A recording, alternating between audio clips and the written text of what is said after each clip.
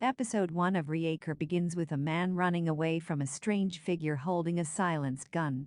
After shooting their victim, they brutally beat him to the ground and cover him in cardboard. This intriguing opening paves way for our series to begin. We're in Margrave, Georgia, and Jack Reacre has arrived in town. Police follow shortly after, though, guns pointed and demanding he follow them. Reacre is under arrest for murder. Along with around $220 and an old World War II medal, he doesn't have much else on him. In fact, he's completely silent. Chief Detective Finlay is there to help, though, confirming why he's in custody. That man we saw at the start is our victim, and Reacre is being accused of murdering him. The deceased is a 30-year-old male who was unfortunately hit with two 9mm 95-grain close-range shots to the back of the head. He was also badly beaten too. Reacre finally speaks, confirming that he's not the killer. He believes there are three killers here. The first, a professional shooter. The second, a complete psycho to beat the body post-mortem. And the third?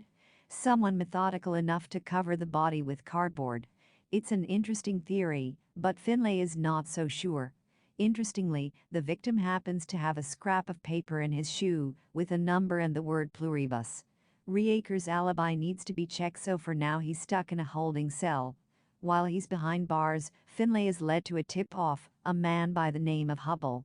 With a black car outside his house, the man is skittish and immediately takes the blame for the murder. He claims it's self-defense, but the details don't match up. Finlay intentionally distorts the facts to call him out, and it works an absolute peach. Although Hubble is arrested too, the case has taken an intriguing turn. When Hubble is arrested, Reacre amusingly breaks his own cable ties and goes on to give a full profile of Finlay, right down to the little details about his nicotine withdrawal. It's a great way of showing how intelligent and methodical Reacre is, but unfortunately he too is sent to lock up alongside Hubble. Once they reach jail, Reacre warns Hubble that he's going to need his strength, but for Reacre he quickly establishes himself as a bad mofo. After saving his skin, Hubble opens up and confirms what we suspected. He's being forced into taking the blame for this crime. The guys responsible have their own financial scheme and warned if he were to cross them or disrupt their operation, they'd nail him to a wall in front of his family. After a particularly brutal bathroom brawl, Hubble and Reacre are moved out of Gen Pop. The thing is, that's not an accident. It seems the prison guard that night, Spivey, set them up to fail on purpose. The men who initiated the bathroom brawl were given instructions to do so. Although the pair are free to go in the morning, thanks in part to Roscoe's thorough work, he realizes there's something bad going down in Margrave. Interspersed around these scenes, we are graced with a simple but effective flashback of Jack's childhood from 1998. Alongside his brother Joe, the pair hit back against a bunch of bullies. This seems to be the origin for when trouble started to find Jack. When Reacre returns to town, learns a little more about the current makeup of Margrave. It seems a man named Kleiner came to town 5 years back and set up his company there, dealing in real estate, trucking and machine parts. In exchange for a sweet deal on some land, Kleiner poured money into the town. His son KJ happens to be outside, though, and he's quick to warn Reacre to watch his back. It doesn't take long for an agitated Finlay to show up and demand Reacre help out with the investigation. Unfortunately, this one is going to hit close to home. The victim is Jack's brother. Because of this, Reacre intends to find those responsible and make them. Episode 2 of Reacre begins with Reacre on a mission to find those responsible for killing his brother. Roscoe convinces him to join her as they head over to see Paul Hubble. Only, he's actually out, leading them to meet Charlie, his wife. Excusing himself to use the bathroom, Reacre checks out some of Paul's stuff and notices coconut grass on his shoe. He also deliberates on what Charlie just told them about her girls, with emphasis on one of them wearing glasses. From this, Reacre deduces that Paul was the target in prison, with those giving the instructions using the glasses as a telltale sign. Given Hubble's were smashed and Reacre took that man's sunglasses from the other cell, it appears they went after the wrong man. The investigation continues, with Reacre heading out to the crime scene and retracing Joe and the killer's steps. It appears the shooter wanted to be close, and it appears they may well have been a skilled marksman as well, given the kill shot in the dark. Given Joe worked at Homeland Security, could this be a deciding factor and a reason for the death? We'll have to wait and see. In the morning, another death rocks Margrave. Police Chief Morrison has been killed. The crime scene is gnarly, and in fact the victim is nailed to a wall. This is exactly what Hubble was warned would happen to him last episode. Not only that, Morrison's balls are gone and presumably in his stomach. It could well be that the police are dirty, especially if the police chief was crooked and working with the killers. With a new chief in Teal calling an emergency meeting, Reaker urges the police not to call this in and get the FBI involved. They need to give some semblance of control for those running the shop, and believing the ringleaders are still in control seems to be the best way to do that. Following Morrison's death, Reaker deduces that Hubble is probably deceased too. Given he rang Charlie late that night to tell her he has going to sort out this banking mess, it's safe to assume he's probably been killed. At the town meeting, things grow heated quickly. With Teal deciding to appoint himself chief of police and accusations thrown around, it's Mr. Kleiner who speaks up and vouches for Reaker, claiming he's innocent and has a rock-solid alibi. With Teal sending Finlay off to chase his own tail, claiming Morrison's death is not connected, it seems he's one of the big dirty players here. Finlay starts to come around to Reaker's way of thinking after this, suggesting he get a phone and ring the Atlanta field office himself, speaking to his contact Picard. This is all done in secret of course, and Reaker eventually shows up at Charlie's place while she and the girls are packing their things. Picard takes them into witness protection, allowing him, Finlay and Roscoe to work the case properly. Reaker intends to head off and find Spivey, believing he's the missing key to all of this. However, he's blindsided by several assassins who happen to get there first. Although Reaker manages to fend them off, he does end up with a pretty nasty cut above his eyebrow, partly thanks to a stiff headbutt. He also has a nasty cut across his back too. Roscoe suggests he get stitches, but of course, he sticks with glue instead. With things cooling off for a while, Roscoe and Reaker head to the neighboring town to have a few drinks. After dancing a little, the pair hitch up at a motel together, thanks to the road being flooded from the rain that started to lash down. In the morning, the pair make it back into town, where they immediately notice someone has broken into Roscoe's house. Whether the target is Roscoe or Reaker is unknown right now, but an ominous carving of "See you soon" on the door seems to hint that this one's personal. When Reaker sees it, he turns to Roscoe, "I'm going to need it." Episode 3 of Reaker picks up right where we left off, with Roscoe angry and determined to get revenge. After someone broke into her house, she's not taking any horsish tea, her words, anymore. She hands over her family's pistol to Reaker. Roscoe wants it back though, given it's precious to her, but for now they leave together. Finlay and Jasper have eyed the second victim. The victim's name is Pete Jobling, and he happens to be a trucker for South Freight Shipping. His record is clean too, minus a traffic violation. However, that charge then turned into disorderly conduct, but he was let off after being defended by Zacharias Perez LLP. It's a pretty fancy firm, and it doesn't look like they usually go for truck drivers. Someone from Secret Service called Molly Beth soon rings and wants to speak to Joe. Only, that's obviously not going to happen. When she finds out about Joe's death, she's beside herself and begins sobbing. Eventually Molly composes herself long enough to tell Jack what's happening. It would appear that Joe was actually the director of the Office of Investigations. Specifically, he was in charge of a big anti-counterfeiting department.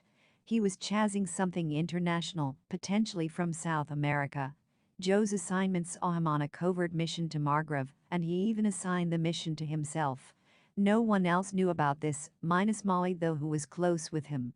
She agrees to keep everything confidential, while collecting up the documents needed to find out what's really going on. For now, the gang decide to keep up pretenses with Roscoe at the station. When she arrives, Teal is there waiting.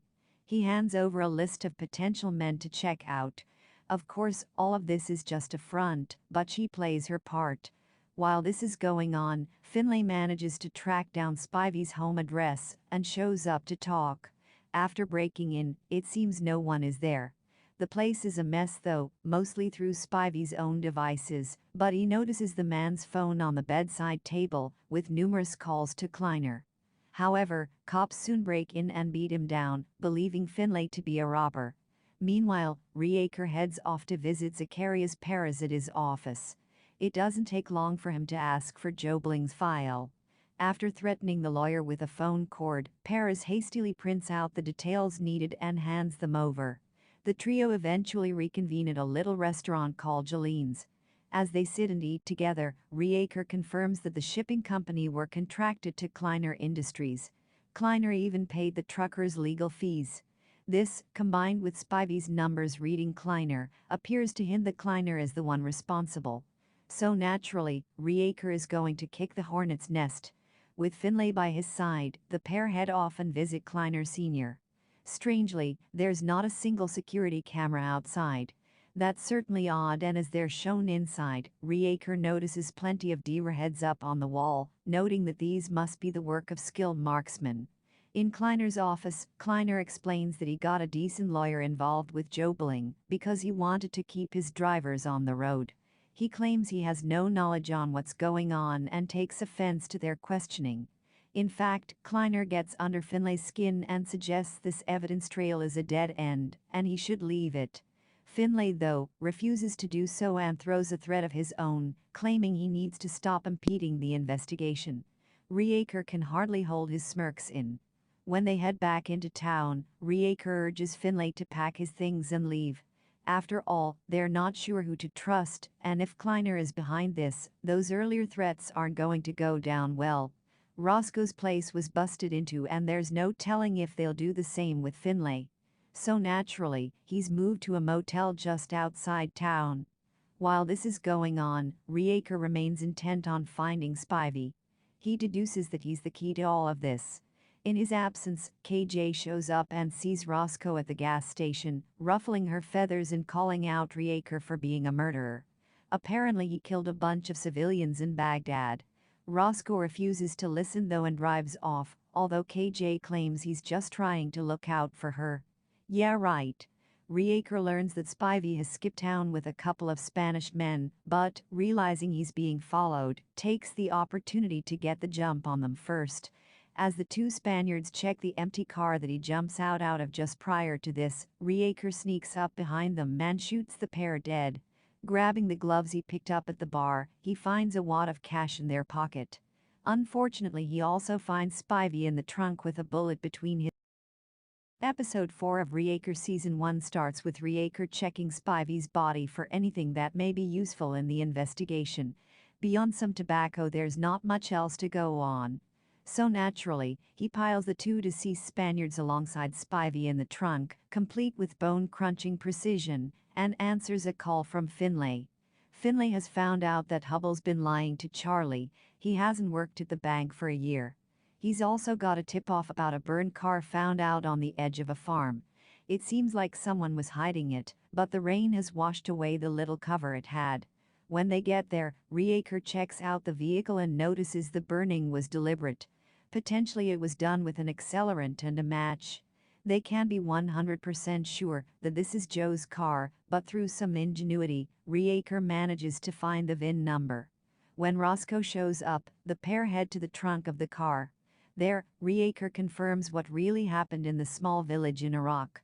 The kids there were being abused, and after saving them from their horrific ordeal, he turned his attention to the adults. He offered them a choice, but that didn't turn out so well, eventually leaving them dead. The Kleiner family clearly used their resources to find this out, but of course they spun it as Reacre killing civilians. With the past cleared up for now, Roscoe and Reacre work together to hide the bodies, getting a sweep near the airport afterwards.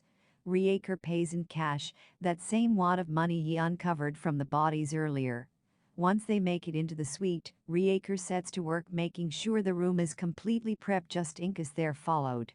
Molly Beth has tracked down numerous files, but although she's flying in at 5 a.m., Roscoe chirps up and suggests she get a train to 5 Point Station once she touches down. There are less cameras, and given she's handing over classified files, it's in her best interest to keep a low profile. After the call, Roscoe and Riaker end up making love as they find solitude in one another's pain. The next day, Riaker and Roscoe head off and visit Mrs. Jobling.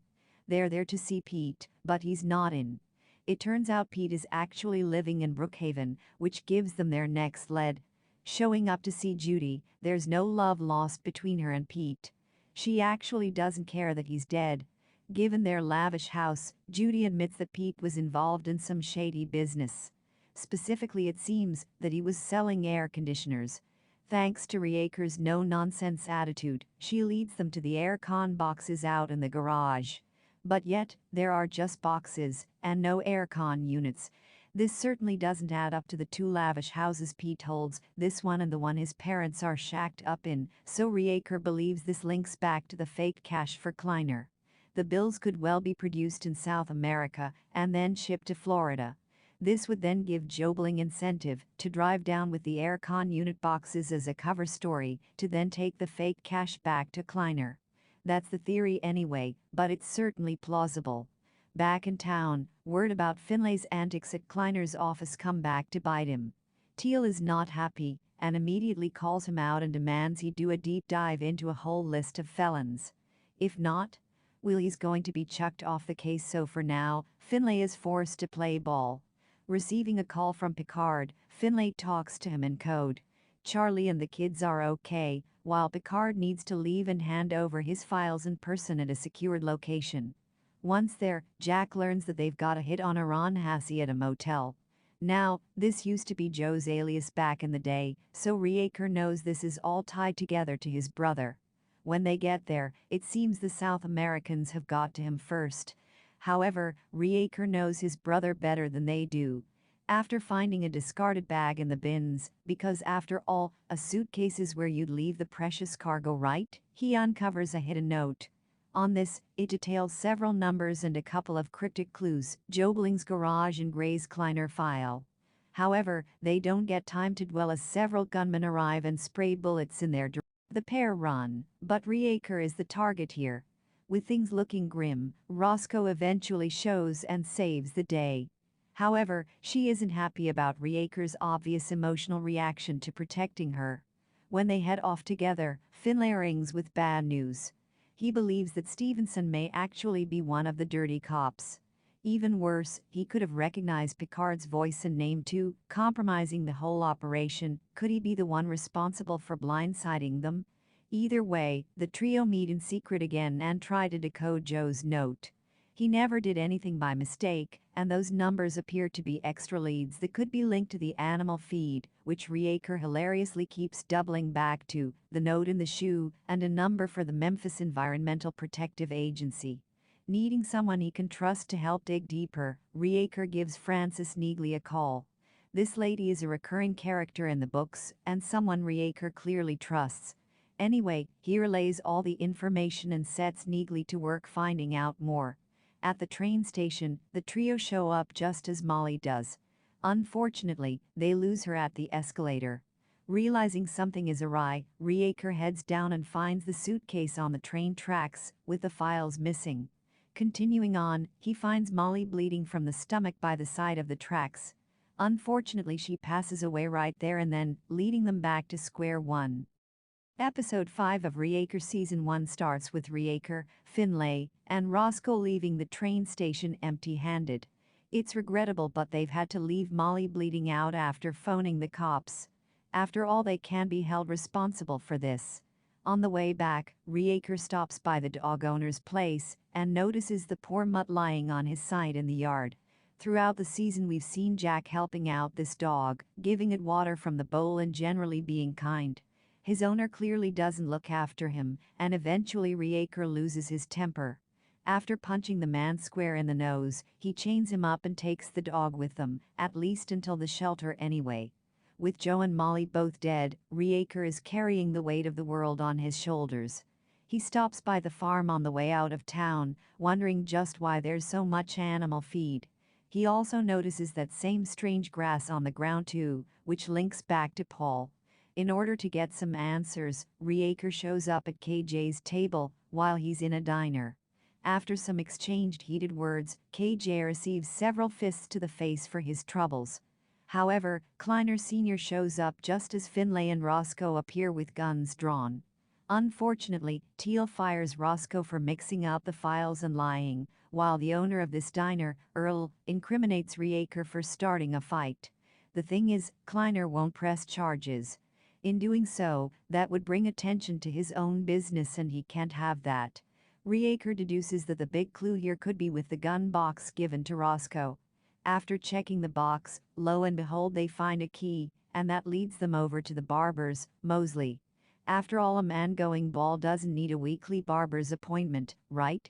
It turns out Gray was keeping a whole box of files for Roscoe on this very investigation. Mosley was paid to keep all of this hidden. And those files include, wait for it, cattle. 116 to be precise. And in turn, that leads to the animal feed. Turns out Jack was right after all. Now, when the number of cattle hits 120, then it's due to be checked by state authorities. With that strange number just under, it would allow all that animal feed to be brought in without arousing any suspicions. All these financial donations to the town appears to be leverage to use against the townsfolk. After all, buying their loyalty means they'd have to stay quiet, otherwise they'd lose financing.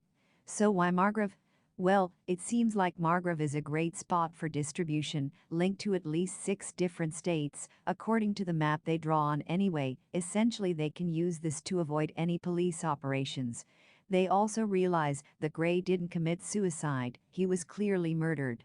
As they head outside, Reacre encourages Roscoe to harness her anger. This is typified by a flashback of him not doing this, showing up to see a bully at their house, and not apologizing for his actions. Anyway, Neagley rings and confirms that she's got crucial intel, once again speaking in code for Reacre to meet, so he can give it out to her. It turns out the JW on Joe's note was an EPA investigator called Jimmy Dupree Wilkes. He was gunned down in his home though. The FBI determined it was a random robbery, but given the murder weapon had a silencer and nothing was taken from his house, this seems a bit far-fetched. The body was also beaten post-mortem, which matches what happened to Joe. Everything is starting to connect now. Not only that, a Memphis cop by the name of Aucoin caught wind of the discrepancies with the Wilkes case too. In fact, he was looking into it, specifically through toxic pollutant reports. Either way, Reacre mentions the animal feed to Neagley and she too exhibits the same suspicions about it being odd. This is why I like you, Neagley. At the coroner's, Roscoe searches through Gray's files and brings up the pictures of his head, and specifically the laceration. The official report is that Gray hit his head, but to be honest, he could have been struck with a blunt object too.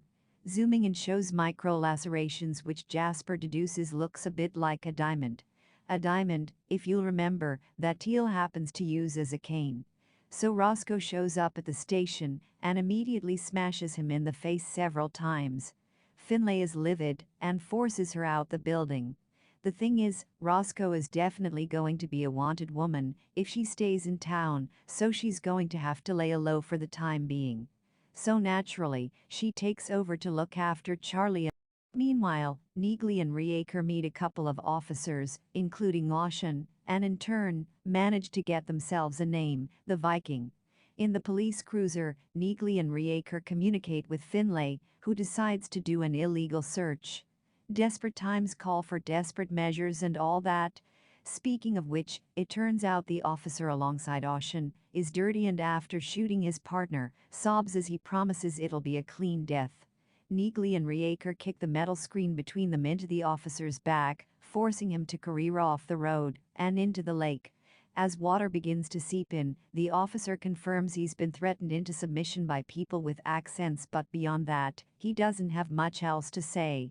While Neagley and Reacre break free and make it back to shore, Neagley decides she's going to look into the Viking in more detail and figure out what they know. As the episode closes out, Finlay breaks into Kleiner's after hours. As he makes his way to the office, he finds Kleiner Sr. with his throat slit. "I guess you're not pulling the strings," he says grimly. Episode 6 of Reacre Season 1 starts with Reacre examining the pictures Finlay has managed to obtain of Kleiner Sr.'s injuries. It would appear that the wounds were inflicted by hitmen from Venezuela. Reaker theorizes that the big boss isn't happy with Kleiner's work and killed him. Meanwhile, Teal runs traffic at the station. He's going to prepare a statement for the public, but when Finlay shows up, KJ does too, and immediately starts swinging punches. He's obviously not happy, and believes Finlay killed his dad. So Teal has Finlay lay low and not investigate further, while he deals with KJ. That's not suspicious at all. Roscoe heads up to see Charlie and the girls. She's a mess, erratic and clearly paranoid. Picard promises to be in touch in a few days and leaves. Meanwhile, Finlay goes on a stakeout with Reaker, who manages to bag himself of and to keep himself discreet. Together, they watch Kleiner's warehouse, while we learn more about Finlay's history. It turns out his wife is actually deceased. He's not divorced or has marital issues. He originally left Boston because the painful memories of his wife were just too much to bear. His reminder of how he failed her is how he puts it. It's a really beautiful chat and one that allows us to learn more about this cop and what drives him. However, movement at the warehouse sees Kleiner's nephew preparing for another delivery. Less than 24 hours after Kleiner Sr.'s death? Yep, this rings alarm bells for them too, and they head off to tail him. The driver arrives at a motel for some shut-eye, allowing Finlay and Reaker to break into the truck and figure out what he's hiding. Only, the truck is empty. It seems like he's not shipping money out. Reaker turns his attention back to his brother's note and phones a contact called William Bryant. Unfortunately, he's been killed that very morning. That leaves them with another contact to deal with, Professor Castillo. It seems the hitmen haven't got to her yet, so Reaker hurries over to make sure that doesn't happen. Meanwhile, the safe house is compromised. Roscoe encourages Charlie to grab the kids and leave, while she tries to get the jump on the men watching from the black car in the distance. Thankfully, Roscoe manages to stop the two men, courtesy of a grenade and some tense, nail-biting diversion tactics in the woods. Eventually, Roscoe joins Charlie and the girls as they head out in the morning, hiking through the woods until they make it to a diner. Once there, Charlie confirms that Paul was in deep, and she knew about this. Kleiner encouraged Paul to go to Venezuela with him and meet one of his big clients. Kleiner encourages Paul, telling him he would only need to work a limited amount of time and impressing the boss with the amount of funds transferred in a few hours. So Kleiner offered him a lucrative salary 4 times his current wage, and with a good deal of bonuses too. The thing is, all of this is a trap. Kleiner getting Paul to transfer those funds was actually money laundering to the highest degree, and with Kleiner now in possession of Paul's details and paper evidence of this transaction, he's forced into this line of work, whether he likes it or not. Just to prove how serious they are, he's forced to watch another man crucified and castrated in front of him. Dressed in a suit, Reaker plays the role of Castillo's lawyer. He manages to get a meeting with her at the station, where she admits that she and Joe were collaborating together. Alongside Bryant, they were helping the agent with mass undetectable counterfeiting on a global level. Joe noticed that super bills were being made in Georgia. A cold shiver runs down Reaker's back. He's had it all backwards. It turns out the money is actually being made in the US and then shipped out to Venezuela. Realizing this is a big deal, he speaks to the desk sergeant outside, Diaz, and implores him to help keep her safe.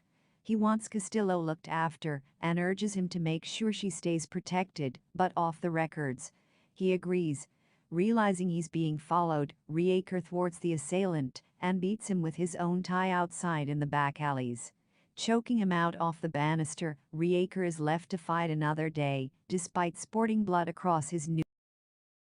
Episode 7 of Reaker Season 1 starts with Stevenson and his partner Emma worried and debating about leaving town. Emma is pregnant, and she thinks they should get away and get a fresh start. Unfortunately, that same black car from before shows up, holding 4 men with latex suits and a crowbar. Meanwhile, Reaker touches down in Atlanta and is picked up by Finlay at the airport. With his white shirt covered in blood, Reaker sports a jokey t-shirt and confirms to his partner that he played hangman with an assassin. He also breaks the news that there could well be another dirty official working behind the scenes that they're not aware of. After a brief cameo at Kleiner Sr.'s funeral and picking Hubble's car up at the shop, the pair are brought to the horrific scene at the Stevenson household. Emma and Stevenson are both killed, facing one another while tied to chairs. This murder is different.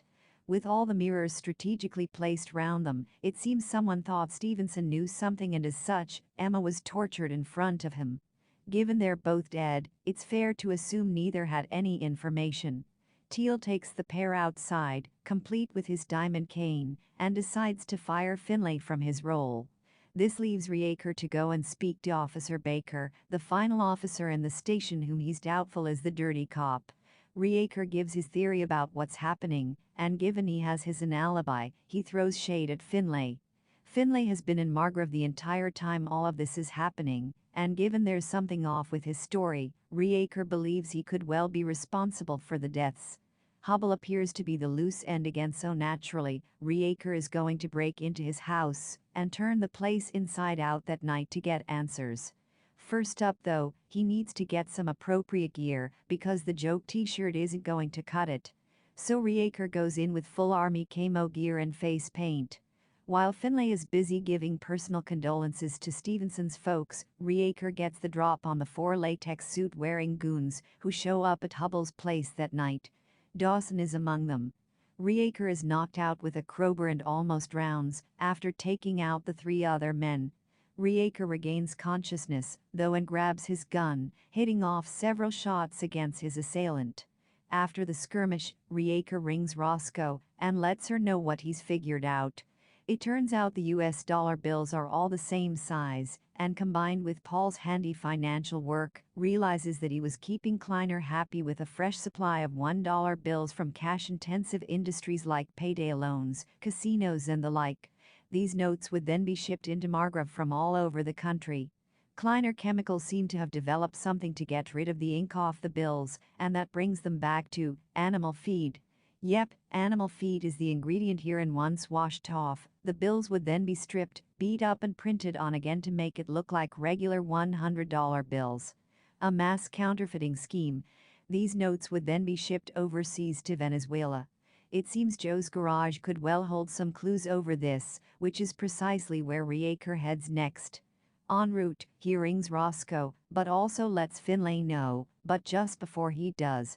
However, Finlay notices several people outside approaching his motel room. They found him, and it appears Finlay isn't a dirty cop after all. Following Reacre's lead, Finlay manages to avoid the men and races off into his car, heading for safety.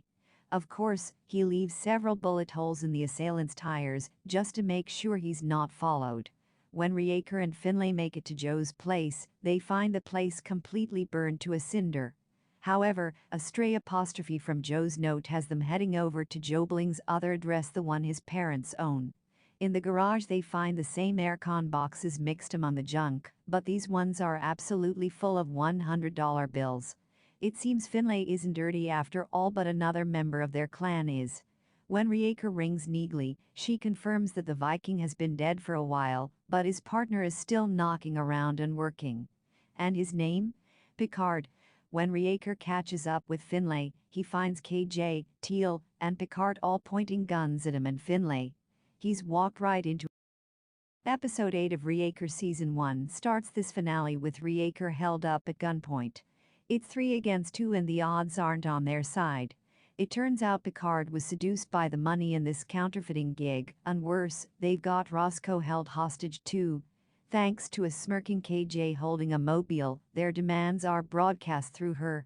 KJ is going to do to her, Charlie and the kids what they've done to Morrison unless Paul is brought back to him. These guys are not messing about. Who killed Kleiner Sr., Molly, and Joe Reacre? It turns out the real crux of the issue here comes from the Coast Guard blockade, which explains the issues these guys have had all this time. However, Reacre's suggestion that the Venezuelans are responsible for killing Kleiner Sr. is completely wrong. It turns out KJ actually killed his own father, taking inspiration from the South Americans to kill him and make it look like they did it. Furthermore, KJ also hired Picard's partner to go and kill the Memphis agent. KJ is responsible for killing Molly and for the death of Joe too. Dawson was the one who kicked Joe's body too. This explains how everything ties together. And as for Teal, he's as crooked as can be, and with Kleiner pouring money into financing the town, he's hardly complaining. How does Reacre outsmart Picard? With Picard tasked with watching Reacre's every move, KJ orders him to go and find Hubble. He's the one loose end in all this, and needs to be dealt with accordingly. Reacre hits the road with Picard, where the pair show up at a diner, where Reacre orders himself a piece of peach pie. He also tries to work out where Hubble is located, in order to protect his family. So Reacre checks a map and deduces that Paul is in Augusta, 2 hours outside Margrave. Just before they leave the diner, Reacre stabs the tire with a fork, which in turn forces a standoff between them when they're halted by a flat tire. Reacre tells Picard that they both need to stay alive for the time being, and with a gun apiece, Picard promises not to kill him. Reacre has other ideas. He shoots Picard down and takes off for Augusta, where he soon finds Paul. What happens with Finlay? Is Officer Baker dead? Together, they drive back to the police station where Reacre straight up smashes Baker against the cell bars with his car and saves Finlay's life. Just before they leave the station, Finlay watches as Baker dies. The time is now. The trio work together to grab as many guns and as much ammo as they possibly can. While they work, Neagley shows up too, and she also starts to load up for the final fight. Naturally, they arrive at Mosley's to formulate their plan to break the kids, Charlie and Roscoe, out of Kleiner's warehouse. Does Picard die? The final fight is upon us, and it starts with Reacre starting a fire to distract all the goons inside. Paul's job in all this is left to get his kids and wife out of the thick of action. Reacre, Finlay and Neagley meanwhile work together to take out as many of Kleiner's goons as possible. Of course, this leads Reacre along to Roscoe and Charlie, whom he manages to save and help untie. There are several significant one-on-one fights here. Picard and Finlay skirmish, with the former having recovered from his gunshot and seemingly made it back to the warehouse before them. Anyway, that doesn't last for long when Finlay literally squashes him to a pulp. Good grief, talk about a Mortal Kombat fatality. What happens with KJ and Teal? Meanwhile, Roscoe and Teal square off together. There's obviously bad blood between them, given what happened with Gray, and she ends it with several gunshots to the head, one of which straight through his eyeball. This leaves Reacre to go after KJ, who, of course, monologues like a true villain. This gives Reacre enough time to go after him, getting the jump and eventually leaving him burning to death. Reacre survives, despite the explosion that ensues, and immediately embraces Roscoe as the two kiss. It's done, the bad guys have been killed. How does Roscoe's story end? Off the back of this, Roscoe confirms that Reacre needs to stick around to answer some questions. That's not who he is though, and he informs Roscoe that he needs to keep moving and continuing on. She hands over an empty Clark bar though, complete with her number on, an inside joke the pair shared earlier in the season. Roscoe is going to try to rebuild the town, although Reacre suggests that she run for mayor. I mean, there is a position going now available after all. What happens with Finlay? Why does he choose to go back to Boston? After saying his goodbyes to Roscoe, Reacre does the same thing for Finlay, who's still twirling his ring on the table in the diner. There's a new level of respect between the two now, typified by him buying the pair a slice of peach pie. This has been something of a recurring joke between the pair, this idea of not eating fatty food, and seeing Finlay do just that shows a shift in his character. Finlay is going to go back to Boston. He stopped spinning his life away, typified by the ring twirling, and is actually going to live his life properly now. He's also adopted the dog for himself too, which he's decided to name Jack. How does Reacre Season 1 end? Just before Reacre leaves town, he drops by the spot Joe died and buries his medal as a sign of letting go of the past and moving on. As Reacre gets back on the road, the first season ends with the main plot wrapped up, but plenty of room for potential sequels. Theory of final episode. Reacre has been a solid watch, and although this ending was a little cheesy and cliched, it ticks all the boxes when it comes to being an enjoyable action romp. There's some wonderful set pieces here too, with the final warehouse fight doing well to round out all the big conflicts in the season. Although to be fair, the gruesome way Picard was dispatched felt a tad overkill. The entire season has built up a consistent mystery though, with the Venezuelan threat doing well to add an extra element of danger above Kleiner's operation. Understanding how everything slots together, especially last episode in the start of this chapter, was nicely handled, and it comes at the perfect time too, just before the final fight. The villain monologue from KJ, along with his motivations, are perhaps a tad on the cliched side, but to be honest, what else do you expect from an action thriller like this? If you've been in the mood for a rip-roaring action slobberknocker, Reacre is bang on the money. Real money though, not those counterfeit $100 bills. Either way, a second season would certainly be welcome, and given how many of these novels could be adapted, there's plenty in the pipeline for that to happen. For now, Reacre bows out with a very solid finale, despite some minor grumbles.